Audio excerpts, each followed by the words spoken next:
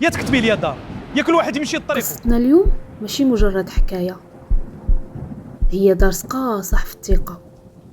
بطلة قصتنا سيدة عاشت حياتها كاملة وهي كتبني راسها، وما كانتش عارفة باللي الدار باغا تجيها من اليد اللي حنات عليها وهي صغيرة. بطلة القصة ديالنا اسمها نعيمة.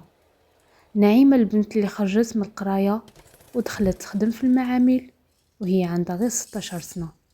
نعيمة كانت كتعشق شي حاجة اسمها الادخار، كانت كتجمع القرش على خاه، وفي نهاية كل شهر كانت كتمشي عند هيبي وكتشري شي قطعة ديال الذهب لدواير الزمان. نعيمة ما كانتش خدامة غير برا الدار، ولكن كانت هي اللي هزة حمل الدار من مسؤولية الشقة والمصاريف، عكس اختها المدللة اللي كانت مفشة عند يماها. وكانت نعيمة دايما سامحة في حقوقها باش اختها تكون فرحانة. الحبيبه ديالي تحي مع راسك، ما عندك كتاف ديال الشقه. نعيمه ملي تكملي التشطاب نصبي الغدا قبل ما ترجعي للخدمه. وخيمه شوفي ماما كيف جاتني هاد اللبسه اللي شري بنيتي. شوفي اختك مسكينه ما عندها والو، عطيها هاد اللبسه اللي شريتي، هي صغيره وما عندهاش، انتي تبارك الله بعقلك وخدامه. وخيمه تفضلي. داز الوقت ونعيمة تزوجات وولدات 2 ولاد، وبقات خدامة وكتجمع وفي نفس الوقت كتصرف على ماماها واختها. سلمى اخت نعيمة كانت بنت مفشة، مقابلة غير المكياج والهضرة في التليفون مع الولد اللي كانت كتبغيه، حتى جا النهار اللي تزوجات به رغم انه نعيمة كانت رافضة هاد الزواج، لانها كانت كتشوف هاد الولد ماشي ديال المعقول، ولد بيطالي وبالو غير مع الحريق. وداك الشي اللي توقعته نعيمة هو اللي وقع. السيد فاجأ مرته سلمى بانه دبر الكونطرا وغادي يحرق وسمح فيها مع العجوزة ديالها. بقات سلمى في دار العجوزة ديالها واحد الفترة، ولكن ما تفاهمتش معاها. دابزو هزت سلمى الفاليزة ديالها ورجعت منهارة عند الأم ديالها، استقرت معاها في دارها، والزوج ديالها حرقان في أوروبا. دازت الأيام والسنين ونعيمة كيف العادة ديالها كتخدم وكتداخل لدواير الزمان، واخا هي مزوجة الزوج ديالها ما كانش كيعرفها شحال عندها، كانت دايما مرا قافزة وكتخبى الحاجة ديالها بلا خبر أي واحد. حتى جا واحد النهار اللي اقترح عليها الزوج ديالها: ديالي انا عارفك جامعه شي بركه ديال الفلوس، بغيتك تعاونيني نشريو الدار ونكتبوها فاسمنا بجوج، النص بالنص.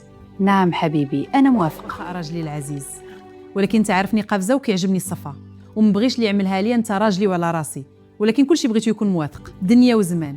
نعم نعيمة وافقت على الفكرة الزوج ديالها، وبما أنها إنسانة حقانية وقفزة وما كيعمل بها حتى شي واحد، اقترحت على الزوج ديالها أنه هاد الدار تكون مكتوبة باسمهم بجوج، النص في النص، حيت الدنيا والزمان. ديكشي اللي وقع. نعيمة شرات الدار هي والزوج ديالها وكانت فرحانة بها بزاف. استقرت في الدار ديالها جديدة هي والزوج ديالها وجوج ديال ولادها، وكانت سعيدة بزاف لأنها كانت كتشوف ثمرات الكفاح ديالها كيتجلاو في الواقع. نعيمة من بعد ما شرات الدار جمعت 7 المليون باش تشري السرتلة اللي كانت على الشهوة ديالها من زمان. شوفي يا ماما شحال غزاله هاد السرتله، من زمان وشهوتي فيها، ودابا جا الوقت اللي نشريها بعد ما جمعت لها 7 مليون. غزاله ليك ماما. سلمى أخت نعيمة واخا داز وقت طويل على أنه الزوج ديالها سمح فيها وحرق الأوروبا، هي باقا جالسة مع ماماها، وباقا البنت المفشة اللي لا خدمة لا ردمة، بالعكس كتحرض ديما الأم ديالها على نعيمة وكتقول لها خصها تعطيني الفلوس باش نشري دار ونخرج من هذا الدار لأنه كلام الجيران قهرني. شوفي يا بنتي اختك عيات من كلام الجيران، من نهار سمح فيها راجلها وحرق على برا والناس تتبعينا بكلامهم، وانتي عارفه اختك ما عندهاش درع وغير نيه وغشيمه، وانتي ربي مسك عليك عفاك لا مسل فيها فلوس تشري دار وتخرج تسكن برا هاد الحوم. مين انتي عارفه انا عاد شريت الدار و7 المليون اللي كانت عندي شريت بها سرت لا، ودابا ما عندي فلوس اللي نسلفهم ليها، خليها تخرج تخدم على راسها وانتي مفشاها. هنا سلمى فكرت في واحد الخطة جهنمية ضد اختها نعيمة. شرحت الخطة لماماها اللي وافقات لأنها ما كترفض لها حتى طلب، ومستعدة تبيع بنتها نعيمة باش تبقى هاد البنت المدللة على خطرة، واتفقوا أنهم يطبقوا الخطة بلا ما تحس نعيمة أو تعيق بيهم.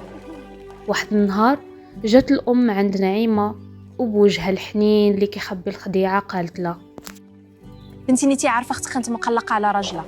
ودابا تصالحوا، وحباب راجلها عرضوا عليها العرسهم في العروبيه، وهي ما عندها ما تلبس في العرس. نتي تبارك الله عليك مجهزه، وعندك تكاشط وذهب. عطي لختك شي شويه من ذهبك تبان بيه قدام حباب راجلها، وسرتي اللي شريتي تعمر بها يديها. فهمت عليك.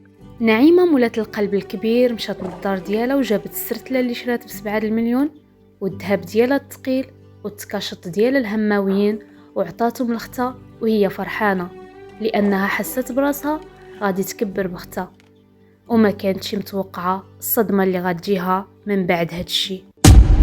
دازت سيمانه، الام غبرات وتليفون الاخت طافي.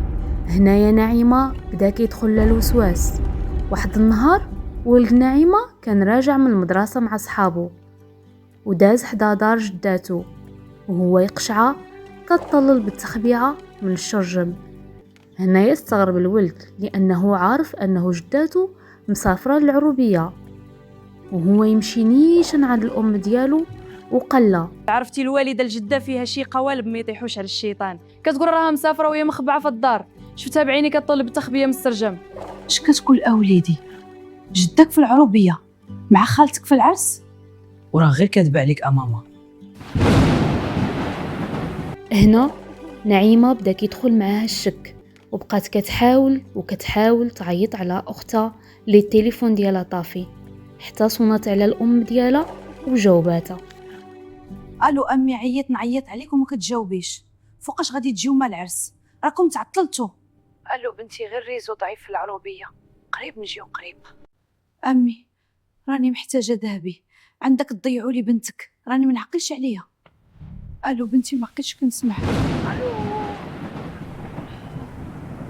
قلبي حاس بشي حاجه ماشي هذيك. اختي طافي التليفون ومي مكتاوبنيش ملي كنصوني ليها، الله يسر ملي جاي في الطريق. انت عارفه امك واختك ما فيهم ثقه، ما عرفتش كيفاش خليتي لهم ذهبك.